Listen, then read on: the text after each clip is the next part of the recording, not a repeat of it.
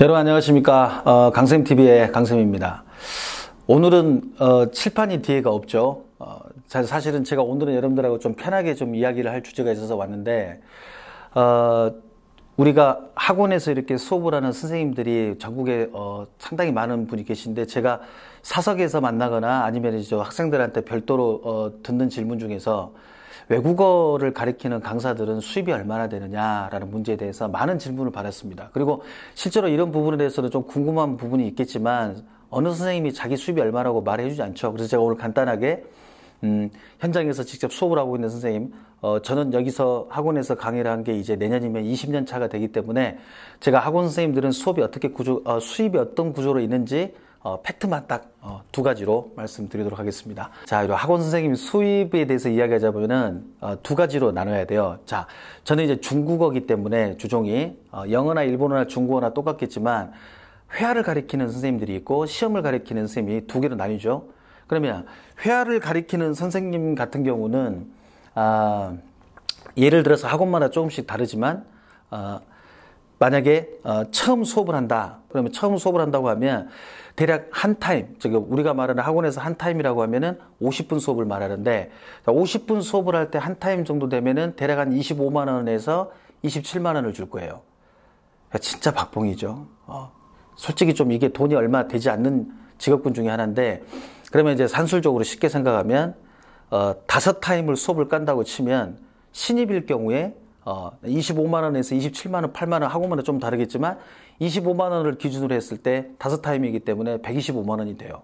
그런데 5타임이라는 게 쉽게 말하면은 뭐 쉬는 시간 빼고 뭐 포함해서 5시간이라고 보면 될 텐데, 문제는 뭐냐면 이 5개가 다 열렸을 때 수입이 그 정도가 나오는 거지, 5개 중에서 하나나 또는 2개 정도 폐강이 돼버리면 그 선생님들한테는 되게 치명타가 되죠.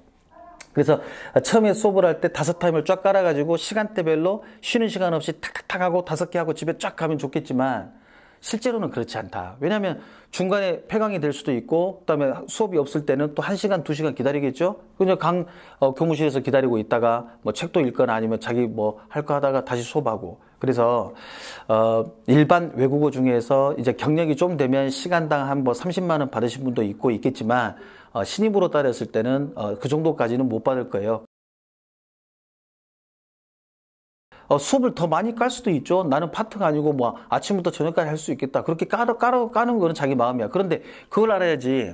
학원에 처음 들어와서 지금 신입 기준으로 말하니까 처음 왔을 때 그 선생님이 수업을 어떻게 하고 얼마나 잘하는지 알아서 학원에서 풀타임으로 시간을 열어주겠어요. 안 그래요? 여러분들이 만약에 학원주라고 친다면 그 경력이 없는 그 선생님한테 아침부터 저녁까지 수업을 다 주겠어요? 학생들이 재수강도 봐야지. 그렇기 때문에 처음 들어왔을 때는 수업을 많이 열 수가 없다. 나중에 시간이 지나가지고 경험이 쌓이고 학생들한테 좀 인정도 받고 재수강률도 좋으면 수업 실수는 점점 늘어나겠죠. 따라서 일반 회화 과목은 이렇게 수입 배분이 나온다라고 보면 되겠고, 자, 그러면 이제 두 번째는 뭐냐? 이제 저처럼 시험 과목을 가르치는 선생님들입니다. 영어로 따지면 토익, 토플, 뭐 일본어 따지면 뭐 JPT인가요? 아무튼 HSK, 뭐 중국어는 있겠고, 저는 HSK를 가르치지만 이런 시험 과목을 가르치는 선생님들은 수입 구조가 일반 회화처럼 시수가 다릅니다. 우리나라의 모든 학원의 공통점이라고 본다면 경력이 있고 없고가 좀 다르겠지만, 이제 쉽게 생각하면 비율제로 나누는데 6대 4라고 보면 돼요. 6대 4. 그럼 여러분이 생각했을 때 6이 선생님이고 4가 학원이면 참 좋겠지만, 저도 좋겠지만, 대부분의 학원들은 99% 이상은 60%는 학원이 먹고 40%는 선생님이 먹습니다.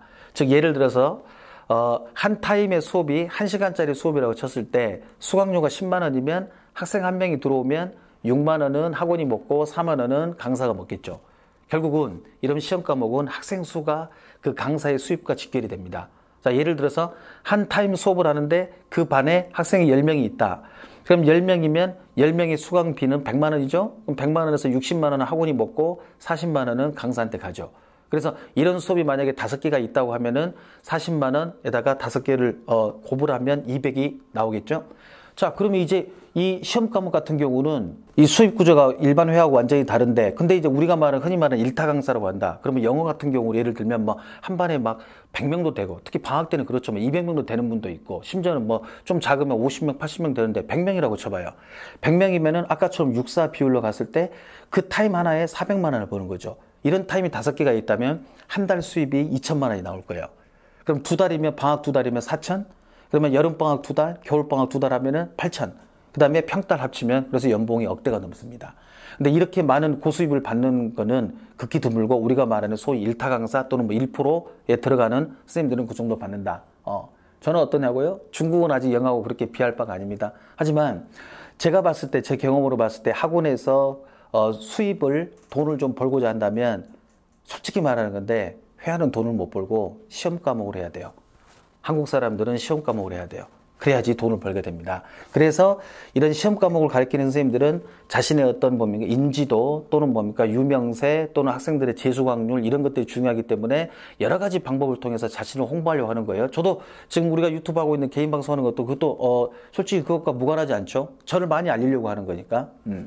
자, 그래서 결국은 이제 시험 과목을 가르치는 선생님들하고 일반 과목하고는 그렇게 차이가 납니다. 물론 경험이 있으면 그 6대4에서 40%에서 4.5도 올라갈 수 있고, 하지만 제가 지금까지 들어본 바로는 5대5를 쳐주는 경우는 거의 없어요. 강사가 아무리 유명한 강사라더라도, 물론 뭐 예외는 있겠지만 5대5로 가는 경우는 거의 들어본 적이 없다. 그래서 자, 아까 일반 회화하고 그 다음에 시험을 가르치는 선생님들의 수입 구조는 이렇게 될 거고, 그래서 시험 과목 가르치는 선생님들이 더더욱 수업을 할 때 재수강에 집착하는 이유죠. 솔직히 말하면 학생 한 명이 자신의 수입과 직결되기 때문에 그 학생이 다음 달에 또 듣는지, 신규 학생이 얼마나 되는지 이게 중요하다. 아시겠죠?